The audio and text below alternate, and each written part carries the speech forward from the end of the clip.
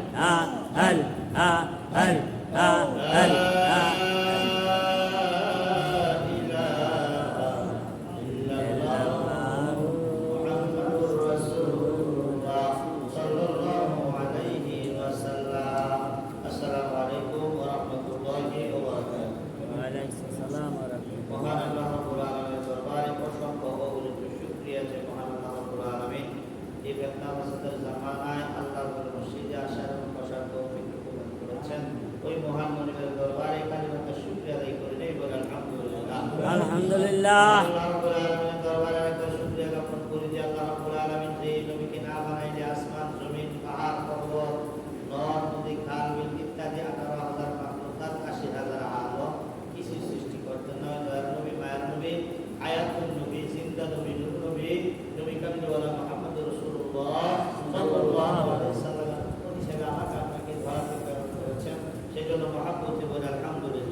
আলহামদুলিল্লাহ। ইচ্ছা করে আমাদেরকে হাটে বাজারে রাস্তাঘাটে দোকান ফাটে বিভিন্ন জায়গায় বিভিন্ন কর্মব্যস্ততার মধ্যে আমাদেরকে রাখতে পারতেন। তার থেকেও যাচাই করে বাছাই করে আল্লাহর মসজিদে আসার এবং বসার তৌফিক দিয়েছেন। সবাই বলে আলহামদুলিল্লাহ। আলহামদুলিল্লাহ। মহান আল্লাহ রাব্বুল আলামিন সৎ কাজে আদেশ এবং অসৎ কাজে নিষেধ এই ব্যাপারে পবিত্র কোরআনে দুটি জায়গায় স্পষ্ট ভাষায় উল্লেখ করেছেন। আজকে আলোচনার বিষয়বস্তু হচ্ছে সৎ কাজের আদেশ এবং অসৎ কাজের নিষেধ সম্পর্কে। মহান আল্লাহ রাব্বুল আলামিন তৌফিক দিয়ে কোরআন এবং হাদিস থেকে আলোচনা করার চেষ্টা করব ইনশাআল্লাহ। আমার আল্লাহ রাব্বুল আলামিন এই ব্যাপারে পবিত্র কোরআনে বলেন, আউযু বিল্লাহি মিনাশ শাইতানির রাজীম, বিসমিল্লাহির রাহমানির রাহিম, ওয়া মান আহসানু কাওলান মিম্মান দাআ ইলাল্লাহি ওয়া আমিলা সালিহান ওয়া ক্বালা ইন্নানি মিনাল মুসলিমিন। আল্লাহ রাব্বুল আলামিন বলেন, ওয়া মান আহসানু কাওলান মিম্মান দাআ ইলাল্লাহ, যে ব্যক্তি আল্লাহর দিকে লোককে ডাকে। আল্লাহ তাআলা বলেন, ওয়া মান আহসানু কাওলান মিম্মান দাআ ইলাল্লাহ, যে ব্যক্তি আমি আল্লাহর দিকে মানুষকে ডাকে, নেক কাজ করে, ওয়া আমিলা সালিহান, নেক কাজ করে, ওয়া ক্বালা ইন্নানি মিনাল মুসলিমিন, আর বলে নিশ্চয়ই আমি মুসলমানদের অন্তর্ভুক্ত, মানে আমি মুসলমান। সুবহানাল্লাহ। আল্লাহ রাব্বুল আলামিন বলে, যারা নেক কাজের জন্য মানুষকে আহ্বান করে, নিজে নেক আমল করে, নেক কাজ করে এবং মানুষদেরকে বলে আমি হচ্ছি মুসলমান, গর্ব করে করে, আল্লাহ রাব্বুল আলামিন বলে তাহার চাইতে ভালো বক্তা আর কে হতে পারে? বলে সুবহানাল্লাহ। সুবহানাল্লাহ। এটা বোঝা গেল আমি যে মুসলমান গর্ব করে বলা এটাও একটা সওয়াবের কাজ। আল্লাহ বলছে, ওয়া আমিলা সালিহান, তোমরা নেক কাজ করো। কি করো? আমল সলিহ করো, তোমরা নেক কাজ করো। আল্লাহ রাব্বুল আলামিন বলেন, ওয়া মান আহসানু কাওলান মিম্মান দাআ ইলাল্লাহ, এবং ভালো কাজের দিকে আমি আল্লাহর পথে মানুষকে ডাকো। সুবহানাল্লাহ। এই যে ভালো কাজের জন্য আল্লাহর দিকে মানুষকে ডাকা, ভালো কাজের জন্য ডাকা, এটার নাম হচ্ছে সৎ কাজ। এর নাম কি কাজ? সৎ কাজ। তো আল্লাহ আজকে আলোচনার বিষয় সৎ কাজের আদেশ। তো আল্লাহ কোরআনে বলছে, তোমরা কি করো? আহসানু কাওলান মিম্মান দাআ ইলাল্লাহ, আমি আল্লাহকে দেওয়া সৎ কাজগুলো আছে, কর্মগুলো আছে, এগুলোর জন্য মানুষকে কি করো? আহ্বান করো। সুবহানাল্লাহ। আহ্বান করবে এবং ওয়া আমিলা সালিহান, তোমরা নিজেরা যে কাজটার জন্য মানুষ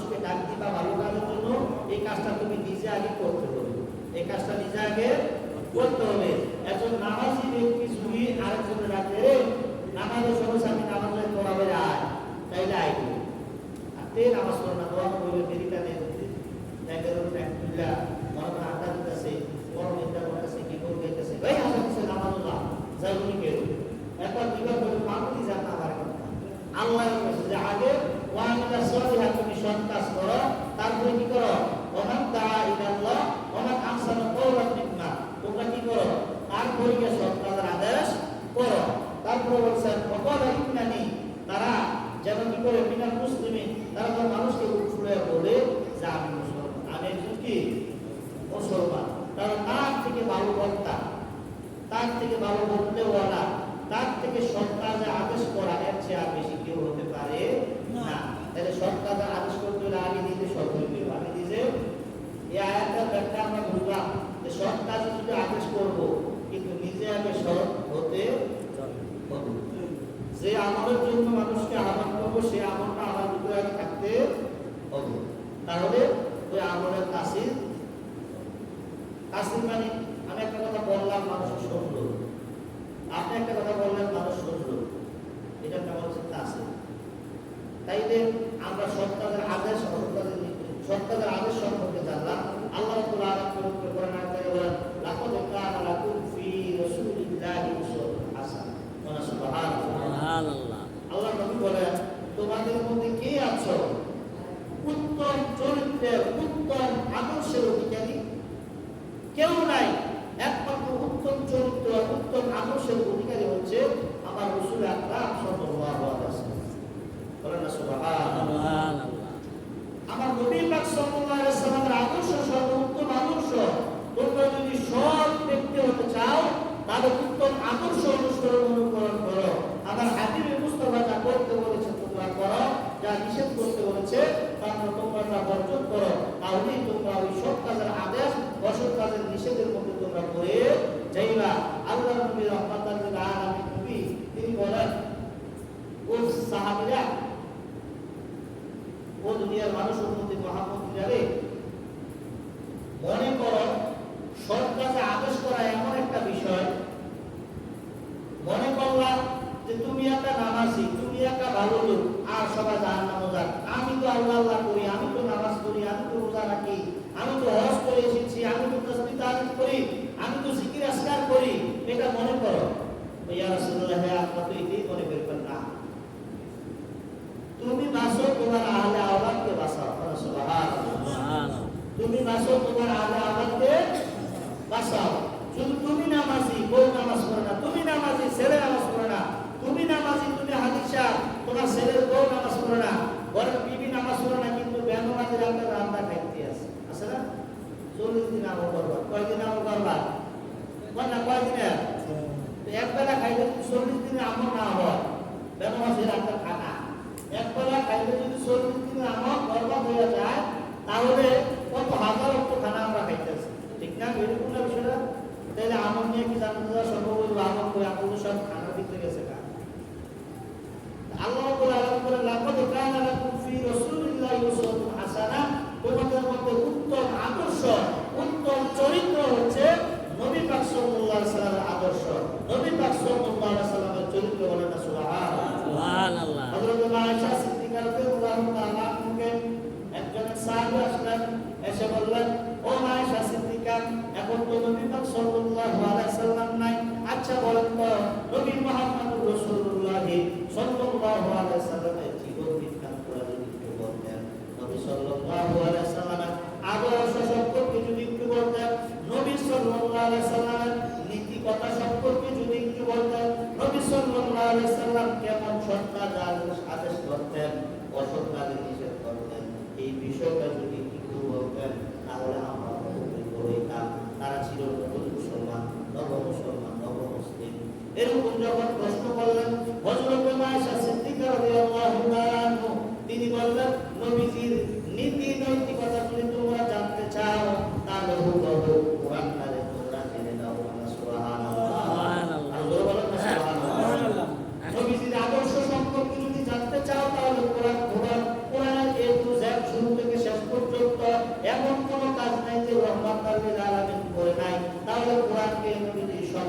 অনুসরণ অনুকরণ করতেন, কোরআনে যা নাযিল হয়েছে আল্লাহর নবী সাহাবীদেরকে তাই করতে বলতেন।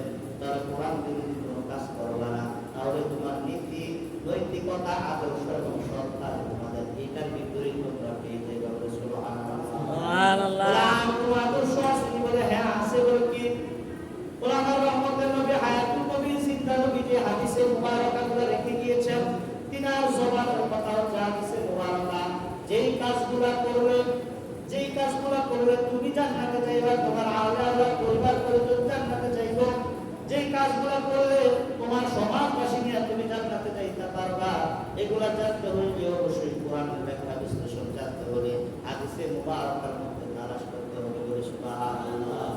আকিমুস সালাত, নামাজের কথা বলছে আমরা কোরআনে 82 বার। কিভাবে নামাজ পড়বেন, রুকু দিবেন, সিজদা করবেন, কিভাবে তাশাহুদ করবেন, দুরূদ শরীফ করবেন, দোয়া মাসুরা করবেন, সালাত করবেন, সূরা পড়বেন কি করবেন না, কয়টা সূরা পড়বেন, কয়টা মিলাইবেন, এই বিষয়গুলো আল্লাহ কোরআনে নাই। এই বিষয়গুলো জানতে হলে নবীজির হাদিসে মুবারাকার মধ্যে তালাশ করতে হবে। বলে সুবহানাল্লাহ। আল্লাহর নবীরে আল্লাহ শুধু একটা ইঙ্গিত ইশারা দিয়েছে, কি দিয়েছে?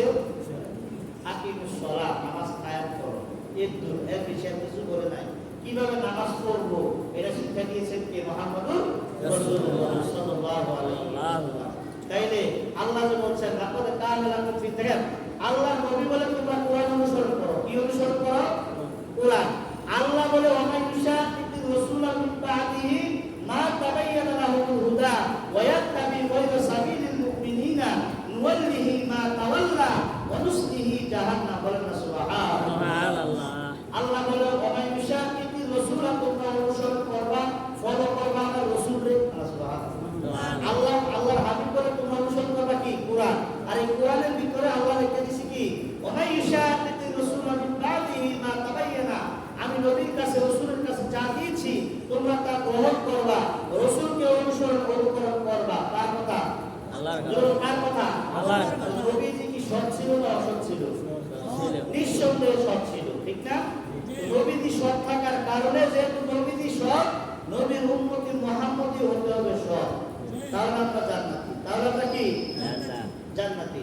ওয়া মান ইউশাকিকির রাসূলা মিন বা'দি, তারপর মা তাবায়্যানা লাহুল হুদা, তোমরা যারা আমার নবীর কাছে যা আসছে তা মানলা, যারা আমার নবীজিকে মানলা, নবীজির অনুকরণ করলা, মা তাবায়্যানা লাহুল হুদা ওয়া ইয়াত্তাবি গায়রা সাবিলিহি নুওয়াল্লিহি মা তাওয়াল্লা ওয়া নুসলিহি জাহান্নাম, যারা মানলা তারা মুক্তির পথ পায়া গেলা।